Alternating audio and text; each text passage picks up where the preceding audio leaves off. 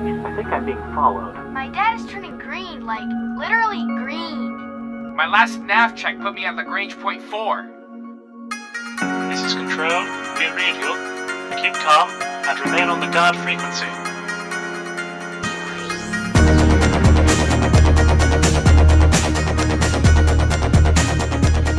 Sits and sieves, captains and commanders, you're tuned to the guard frequency.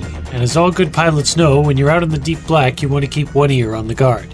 This is episode 170 of the Best Damn Space Sim podcast ever, and was recorded on Friday, June 2nd, and made available for download Tuesday, June 6th, over at guardfrequency.com. I'm Ostron. I'm Kinchato. And I'm Jeff. And in the audio booth, making sure we have an authentic, handcrafted experience, is none other than the artisanal master himself, Sean, a.k.a. Tony.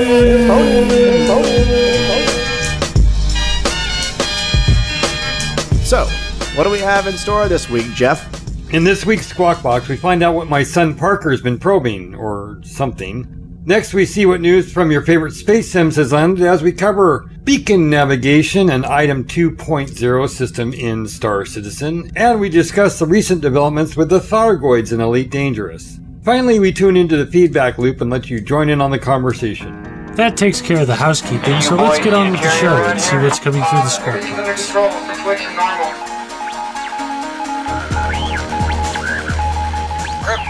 Cryptor, this is Jeff saying welcome to the Squawk Box, everyone. In honor of the re-release of the Beatles' Sgt. Pepper's album, we are dedicating this Squawk Box to the sun. Okay, that doesn't even make sense. Here Comes the Sun wasn't even on Sgt. Pepper's album, and we're going to the sun. It's not coming to us. Anyway, Lennon, you digress. NASA unveiled and named the Parker Solar Probe. The probe's first unique feature is that it's named after a living individual. Eugene Parker is a professor emeritus at the University of Chicago and is renowned for basically discovering the science of solar winds. Solar winds are one of the things that Parker probe will be focusing on studying. The probe is designed to head for the sun and uses gravity assist from orbiting Venus to narrow its orbit around the sun. Eventually, it will be making up the 24 orbits of the star at an average distance of 3.7 million miles, 5.8 million turnips in metric. For comparison, Mercury orbits the sun at a comfortable 36.8 million miles. The Parker probe is getting so close that it will be effectively within the sun's corona. In order to withstand the heat, the probe has a 4.5-inch thick carbon composite heat shield that can stand up to the extreme heat of the sun and not deform or degrade when cold. Eventually, it will be zipping around the sun at about 200 kilometers per second, which is still slower than most of the fighters in Star Citizen or Elite, but it's pretty damn impressive for the modern tech. The ultimate mission of the probe is essentially to be a weather satellite. It will be observing patterns of the sun's corona and solar winds to help scientists better understand solar behavior and to help predict potentially disastrous events. Well, that was pretty cool. I like the fact that it's got 4-inch thick armor. Yeah. Just measure that with your hands. That's a slab of beef going up into space right there. I didn't look too deep into it, but I wasn't sure if the plan was to have the probe orbit Venus to sort of get its velocity up and then fling itself at the sun. Children of the Sun?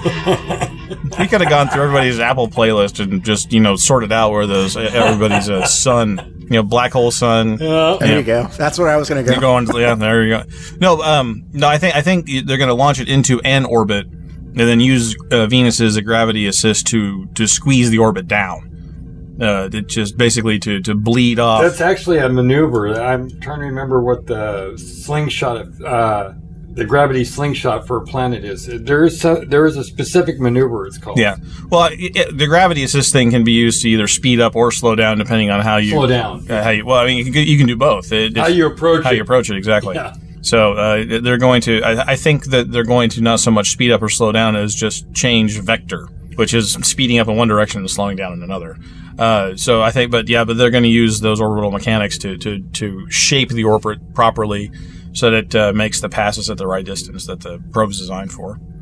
It's basically a giant Kerbal Space Program. problem. So you think this will find its way into the Kerbal Space Program? Oh, sure.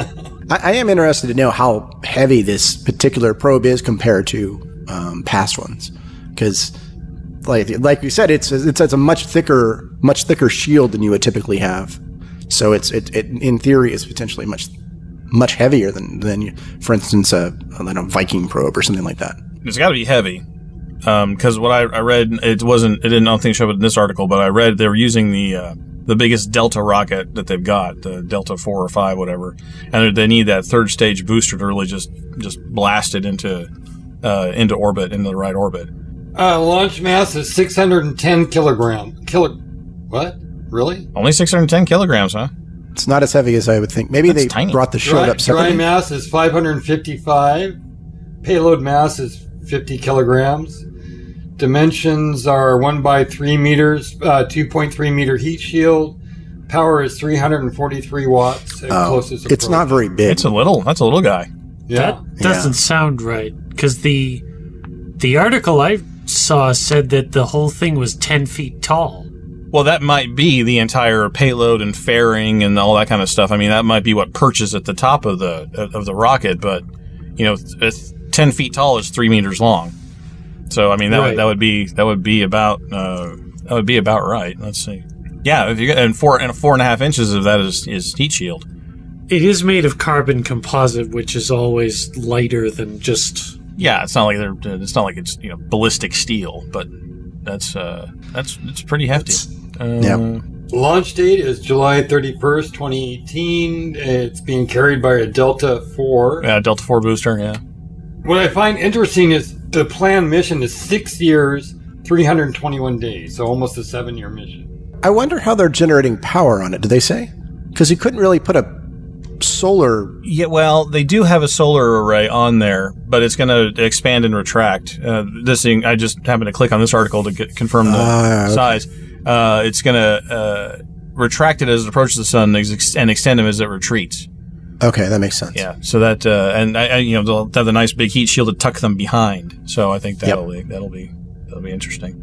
Well, it's good to go to the extremes, right? We just sent the New Horizons probe out to the cold black, out past Pluto, and it'll approach its next target the next year or two. And so the sun will be going into the hot spot down there at the bottom of the well, and hopefully give us some good space weather reports. We haven't done a good space weather segment in a while. Yeah, we got to do a good space weather segment once this thing gets under. Let's make a note. Make a note of that. Read, seen, or heard something that you might find interesting to others listening on the spectrum? Send an email to squawk@guardfrequency.com. But for now, let's see what news has hit the flight deck. Speed 175, Port Bay, hands on approach, checker screen, call the ball. Don't get technical with me. With Star Citizen theoretically getting closer to release, many of the updates are becoming increasingly technical. Most of the updates CIG discussed this week had to do with tweaks to tools and engines that assist with work behind the scenes in the game, but there were a few tidbits that are more immediately comprehensible. The first tidbit we got concerned the proposed navigation beacon system. Players will be able to drop navigation beacons to establish custom routes and pathways through areas of space, and their frequencies, or some equivalent, can be shared with allies so that they can use the same routes. However, if they are discovered, they can be reprogrammed, or their signal can be copied and sold to pirates or other undesirables. Their work on animation has resulted in nailing down some item encumbrance mechanics. Standing players in regular or zero gravity will be able to pick up 25, 50, and 75 centimeter crates and manipulate them. Crouched players will be able to do the same with 25 or 50 centimeters. Also, the maximum vertical reach of characters is 175 centimeters. No word yet on whether stools will be options for ship customizations. Turbulent is continuing work on a website redesign. The goal is to take all of the pertinent information about what Star Citizen is and how someone can begin playing, and make that the most obvious and easiest thing to find on the site. There's also an introductory module being built as a guide for new players. It's designed to be easily replaced so it can be updated as the game evolves without redoing the whole site in the process. On the Spectrum side, 0.3.5 should be out by the time you hear this. The much requested toggling of nested versus chronological display on forum topics is in place, along with visual tags that track what a user has already seen on the forums. Upgrades to searching and loading performance are also coming with the update. The larger part of Around the Verse focus on the developers' efforts to convert all of the ships to using the Item 2.0 system. The upside is that the new item system apparently makes the component integration function more logically. There is also pre-programmed interaction points that allow the interaction options to be more contextual, so the door won't simply say use. It will actually say open or close, depending on its state. That's a simple example, but when scaled up, it makes it easier for the game to handle swapping components. This will also open the door to having active jobs for crew members on the ship beyond manning the turrets. The downside, however, is that nearly every aspect of existing ships has to be revisited at the code level. The ship systems have to be converted to be compatible with the new components. The damaged states of the ship now have to consider and incorporate how the new item systems function, and the new objects have to be synced up with animations so they behave correctly on screen. CIG says that every department is involved in the effort, and that building a ship from scratch is a walk in the park by comparison. As mentioned in the beginning, much of the discussion got into the weeds of programming and code level adjustments that were hard to summarize. Those interested should check out the original presentation on Around the Verse, which will be linked in our show notes.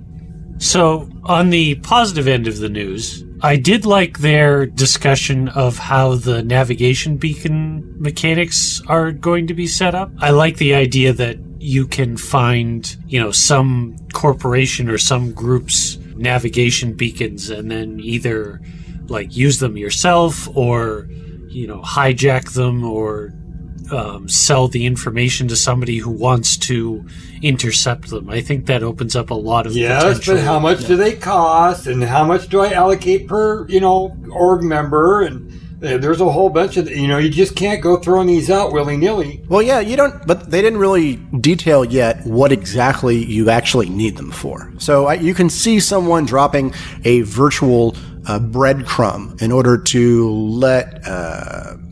lead like a large group of ships around or something like that. But for, a small explorer or something like that, they didn't, but besides needing maybe a couple to mark some interesting places, they didn't really say what you need these for.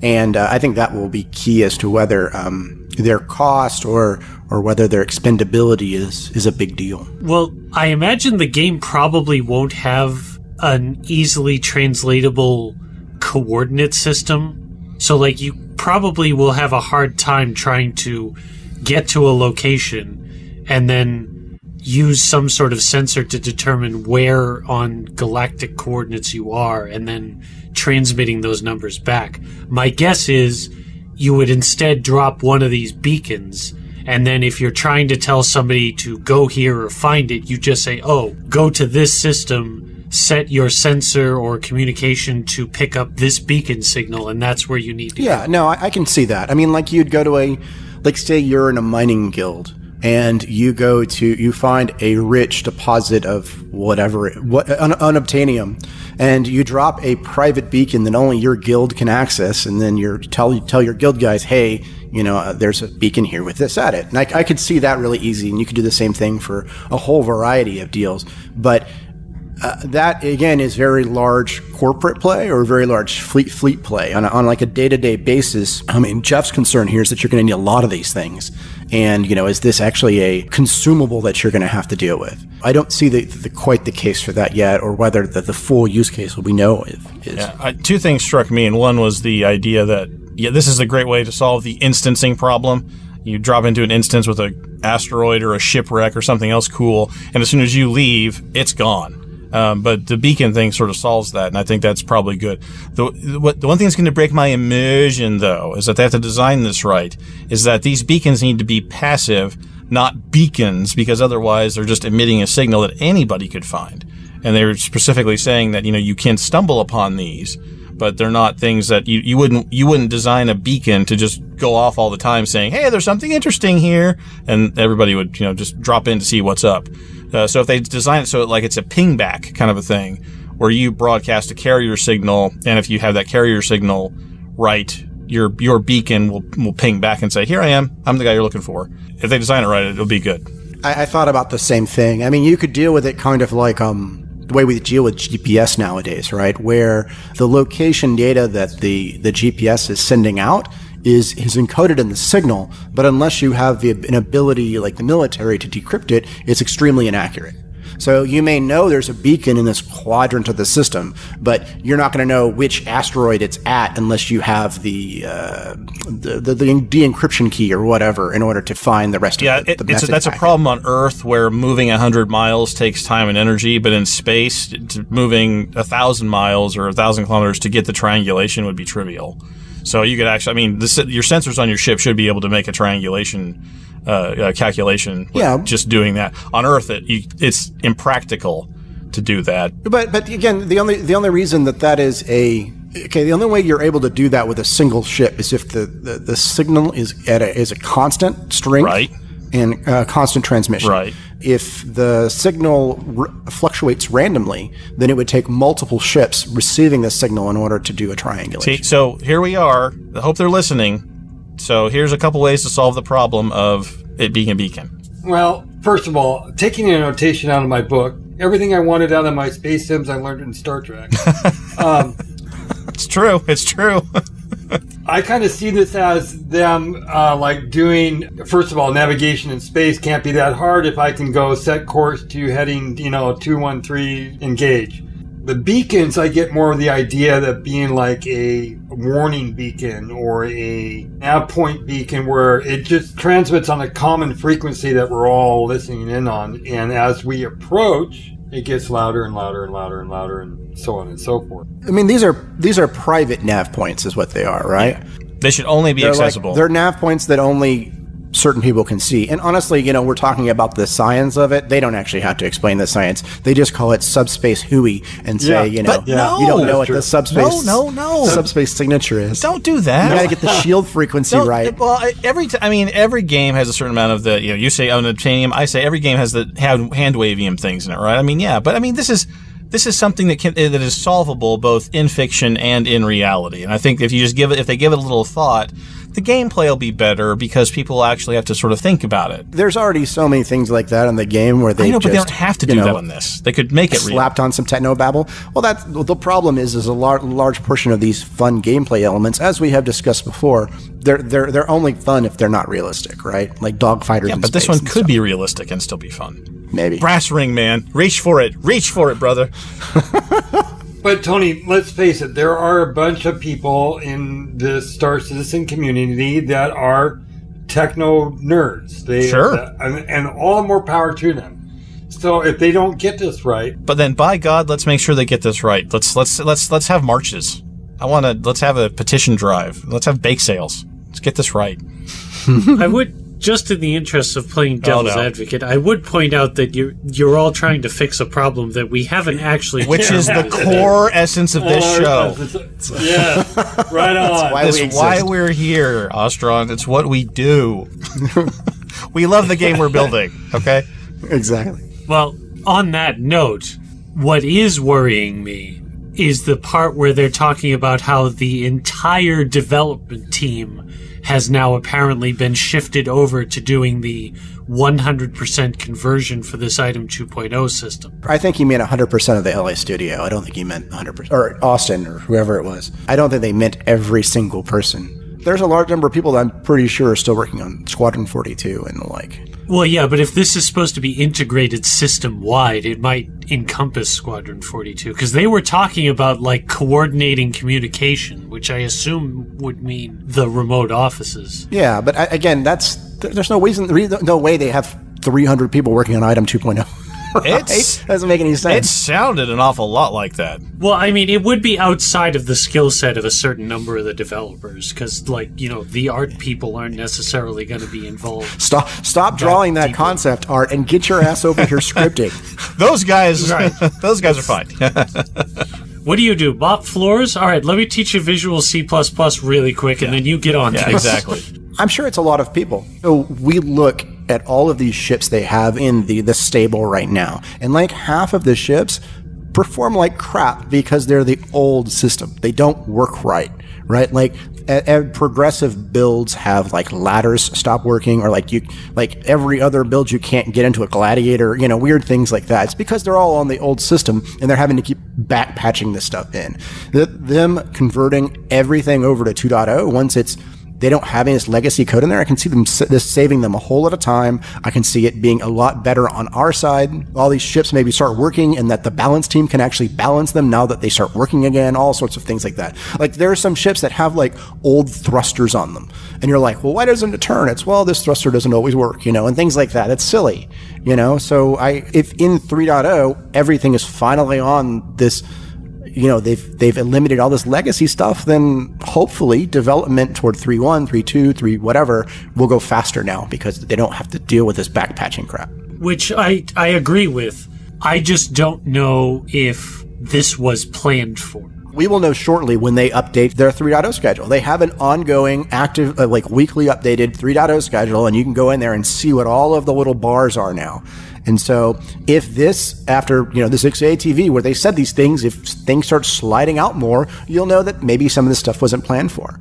But my guess is that most of this is already in there. So on the crate thing, this kind of goes back to something we saw during the CitizenCon demo and the like, where they showed picking up crates and, oh, there's the cargo. I'm going to go pick this up and load them one box at a time into my freelancer. Never mind, it's going to take me like 2 hours to fill up my freelancer. I assume that this whole picking up crates and stuff is going to be I love the idea of it, that you can actually, you pick up a load of widgets at Space Station Zero, and you go into your hold and you see boxes of all your widgets. And if you want to, you can go pick up a box of widgets and put it in the other corner and things like that. I love that. But I'm still really concerned on what the day-to-day loading of this crap is. Obviously there's probably a way to click a button and pay an NPC to do it. But as someone who's probably on the piracy end of things, if I have to go knock out like a freelancer and float over now and we pick see up what this is all about. One box at a damn time to put in my cutlass. I really hope we have loading bots or something like that. So maybe it takes 5 minutes, but I think that the tedium of moving one box at a time, that would annoy the crap out of me. Okay, I'm done. This week's Star Citizen community question. What do you think about SIG's upcoming changes? Does Item 2.0 sound like a good next step? Or do you foresee problems? Let us know what you think in our usual channels. Details in a bit. As Mulder and Scully used to say, the truth is out there. This week, a pretty monumental discovery has been made in Elite: Dangerous, advancing the Thargoid saga one step forward and giving us a bit more context with the unknown ships and the barnacles. Yes, they are back. What this means for the galaxy still isn't certain, but we have no doubt the coming weeks will be crucial for the Elite: Dangerous' scientific community. Reports have been cropping up all over the place of the recent Thargoid vessels orbiting planets, scanning the barnacles and then leaving. The first reports on the Thargoids' new behavior were made by Commander McJams, who made a post on Reddit with several screenshot albums entitled, "Well, that happened," which I can totally see coming from Commander McJams. The screenshots show the activity the Thargoids are carrying out mostly step by step. So if you've not managed to make your way over to the Maya system and want to see what happens, be sure to check out the links in the show notes. The events have also been corroborated by the in-game Cannon Research Institute.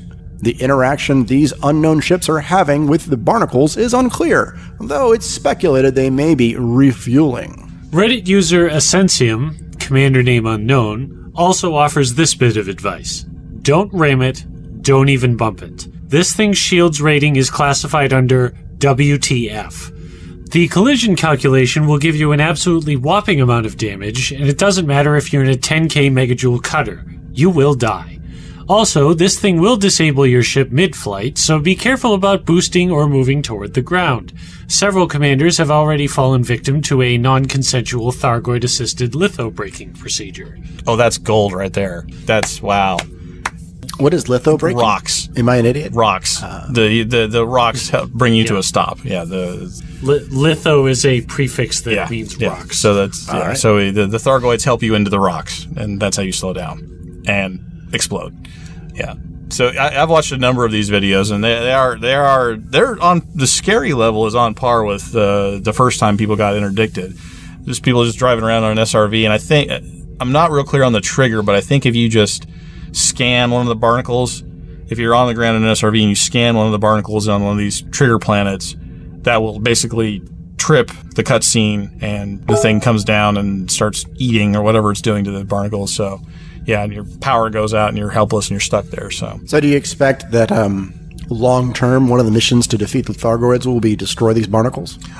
If they're refueling from them? Could be. I mean, it's the speculation could run rampant. I mean, it could be that you have to poison them if it's refueling. You know, you could do it could be anything. I think this whole Thargoid thing is way blown. I don't think they see us. I think we're like ants to them. I think they're so far beyond us that they don't really even notice us. Then why were they scanning us? Well, I think that's the in-fiction thing. And then they're scanning us because they're just like, we thought it was you, but it wasn't. It's like, man, I eventually got to do something about all these ants in the kitchen, right? But right now there's a burglar in the house, and so I'll kill all the ants later. It may be something along those lines, but I think that may be the in-fiction reason. I think technically Elite Dangerous is still feeling their way towards how they want these encounters to go and building the background tech to make it happen. I think there's a reason and there's an excuse. I think we can sort out which one is which.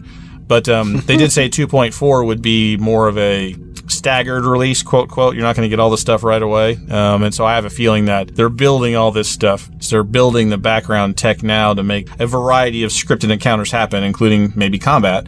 And then they'll roll those out sequentially as the season or whatever you want to call it goes.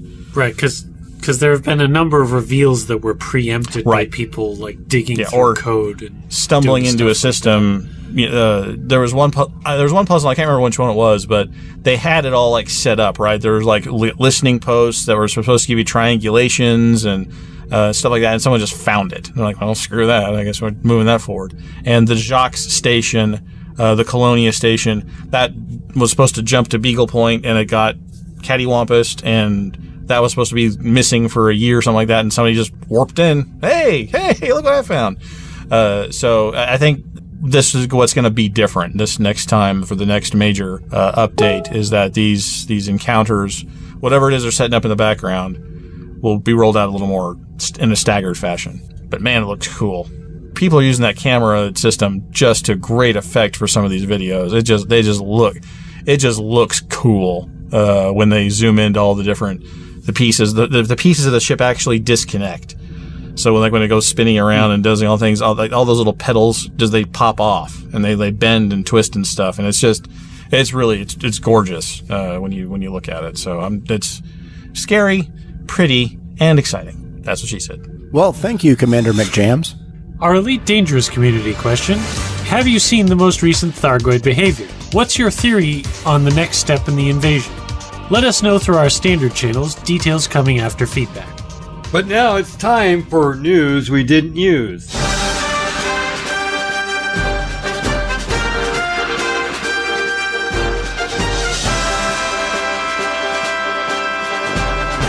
The exploration survival space game, The Long Journey Home, has released. The game's plot borrows a lot from Lost in Space, a trip to Alpha Centauri gone horribly wrong, and a crew trying to get back to Earth, not including little Billy. Unfortunately, the reviews and descriptions suggest that it has a lot in common with No Man's Sky on release. CCP have announced a double XP weekend for Eve Valkyrie pilots. However, if you're listening to this show on Tuesday, you've already missed out. Sorry. iNovi have settled on the Vulcan versus DirectX debate, and they're going with DirectX 12 for Infinity Battlescape. The publishers behind Grand Theft Auto have recently acquired Kerbal Space Sim. New features coming soon, including the ability to go bowling with your cousin.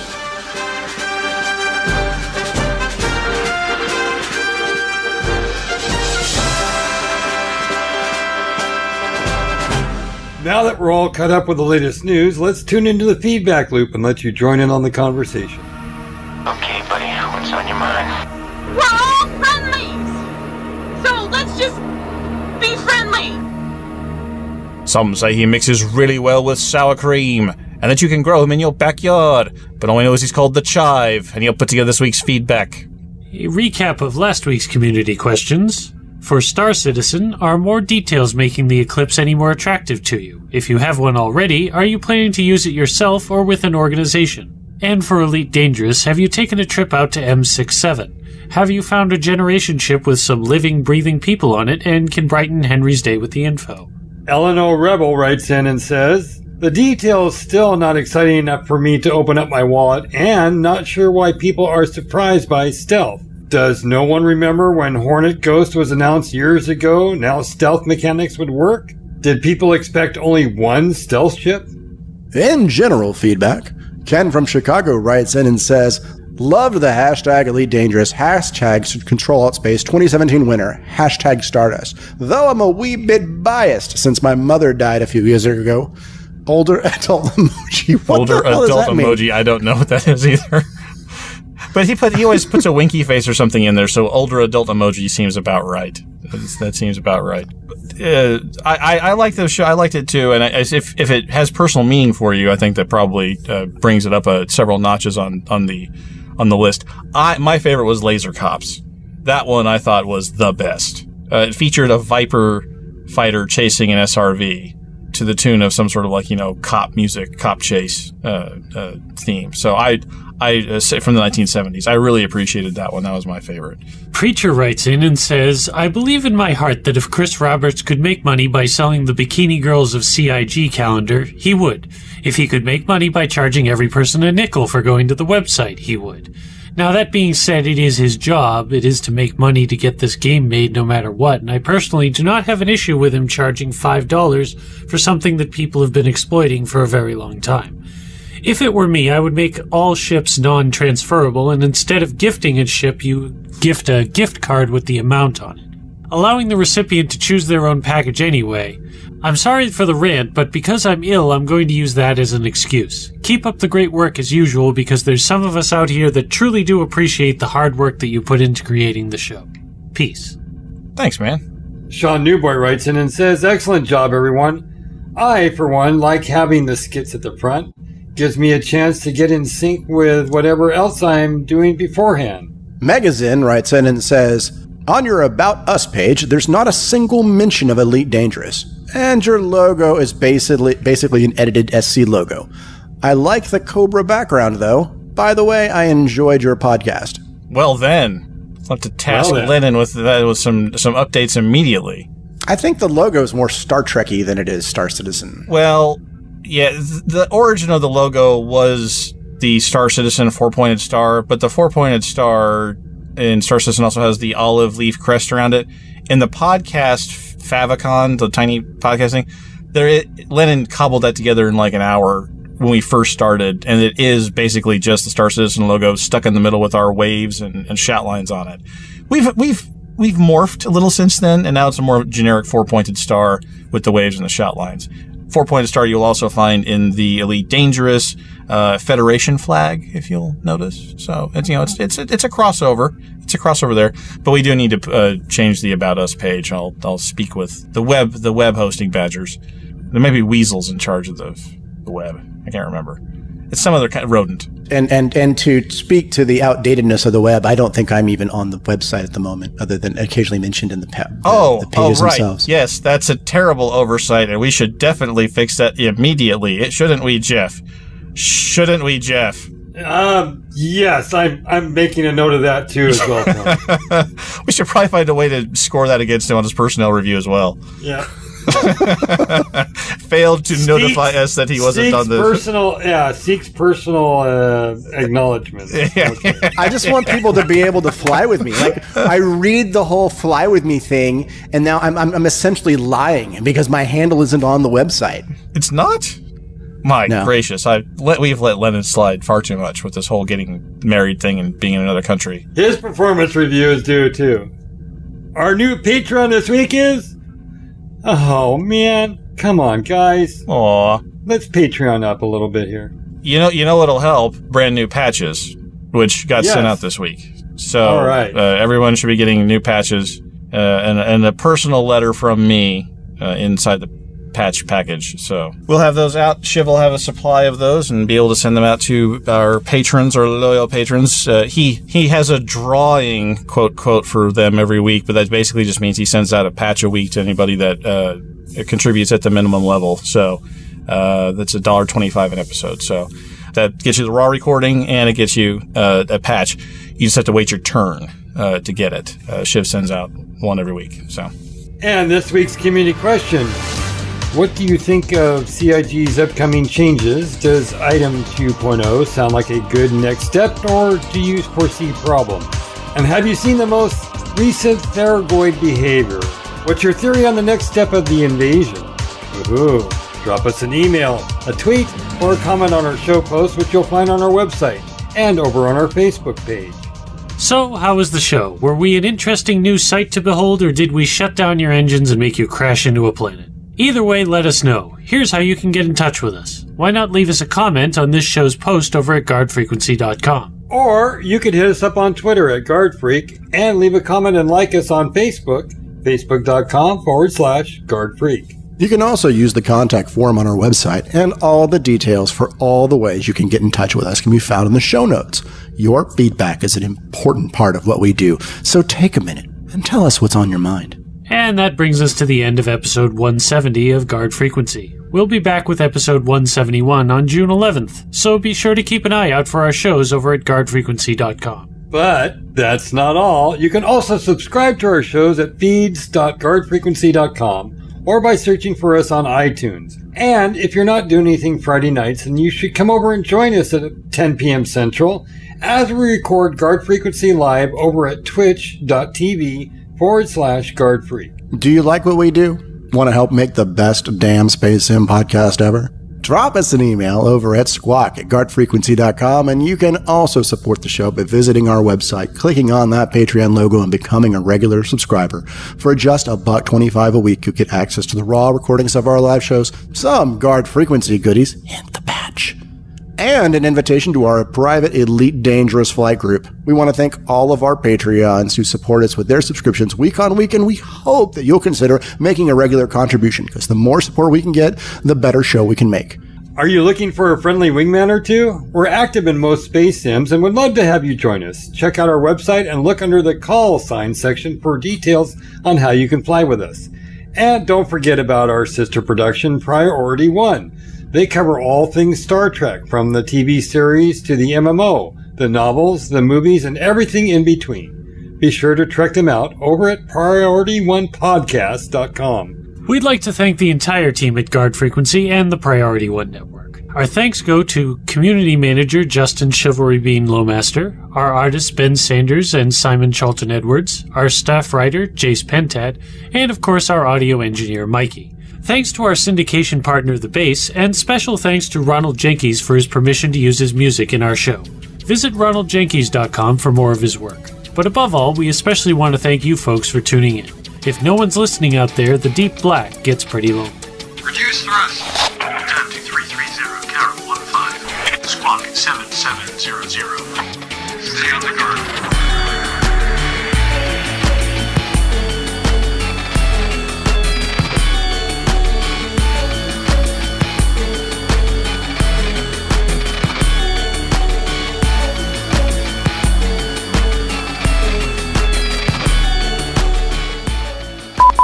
The probe is designed to head for the sun and uses gravity assist from the orbiting Venus. The probe is designed... It's 4.5 inches thick, baby. That's what she said joke, really? Really? I thought our podcast was a little higher class than that. A little bit. Not much. It must have been pretty heavy to lift into orbit, if you know what I mean. If you know what I mean. You know, don't put that between you and a corona. Or something. Yeah, if you get and 4.5 inches of that is heat shield. Go ahead, Kinshaw. Go ahead. Go ahead. That's what she said. Yeah, okay, there it is. All right, yeah. It will also open the door. It will also open the door without having actually. What am I reading this wrong? He's using "open the door" as a metaphor here rather than an actual example. Yeah, which again is also strange. Thanks, Lennon. Actually, this was Thanks, me, Ostrom. so no problem. Those interested should check out the original presentation on Around the Verge. One more time. Didn't sound good. Those interested should check Hey, Jeff, out. you know that Tony is a dick tone that you get sometimes? I caught a whiff of that right there. You want to back up and try that just one more time. It's a keen ear. That is a keen Just ear. one more time. It's practice. I've heard it before. Not just from him. Yeah. A lot from him. Yeah. But not just from him. Yep. And it was so subtle. So subtle. It was just a sprinkling. It was just a touch. Just a dash. Tony's been my sidekick for a long time. He knows me well. Wait. Who's the sidekick? You can be my wingman anytime. The first reports on the Thargoids' new behavior were made by Commander MacJams. I'm sorry, I can't say that with a straight face. You mean the noble and resplendent Commander McJams?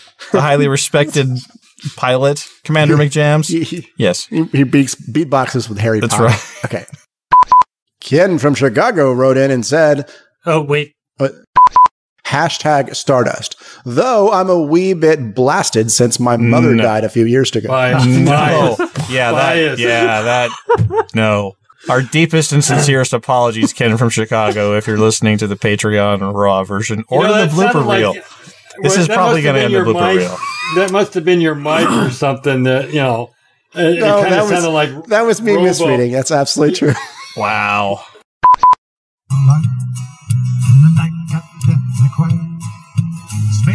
No pressure. You're taking a chance with the quality of the show here.